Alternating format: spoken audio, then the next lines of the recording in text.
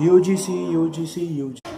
दोस्तों ये वर्ड मैंने इतना सुना है कि मेरे माइंड में ये विचार आया कि चलो देखते यार ये यूजीसी नियम है क्या।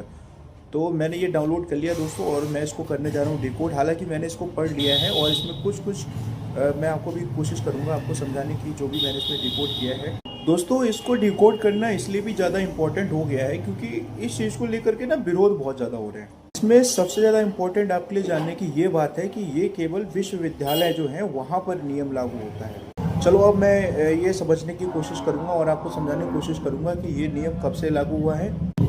देखो दोस्तों ये नियम जो है मंगलवार को 13 जनवरी 2026 से लागू हुआ है, जिसमें ये कहा गया है कि विश्वविद्यालय के अंदर किसी भी प्रकार का भेदभाव, चाहे वो जाति को लेकर हो, चाहे जन्म को लेकर हो, चाहे भाषा को लेकर हो, या फिर दिव्यांगजनों के लिए करके जो विरोध देखने में आता है उस चीज़ को लेकर हो।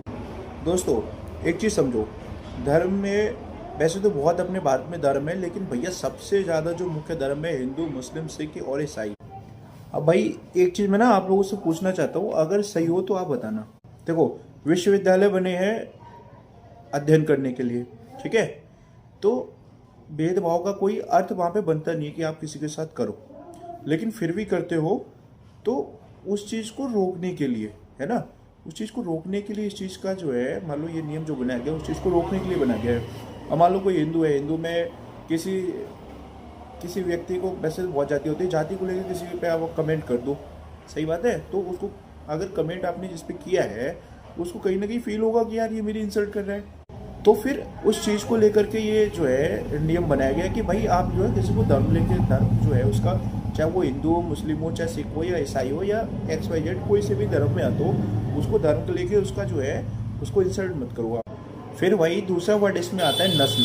देखो नस्ल से अब ये समझ लो कि मान लो कि नस्ल कई प्रकार के, मान लो कोई गोरा है, कोई काला है, कोई छोटा है, कोई लंबा है, तो विश्वविद्यालय ना ये कोशिश कर रहा है कि मतलब किसी को नस्ल मान लो गोरा है, काला या जो भी XYZ है, जो फिजिकल उसमें चेंजेस होते हैं उस चीज़ को लेके भी मान लो एक विद्यार्थी दूसरे विद्यार्थी को इंसल्ट ना करे।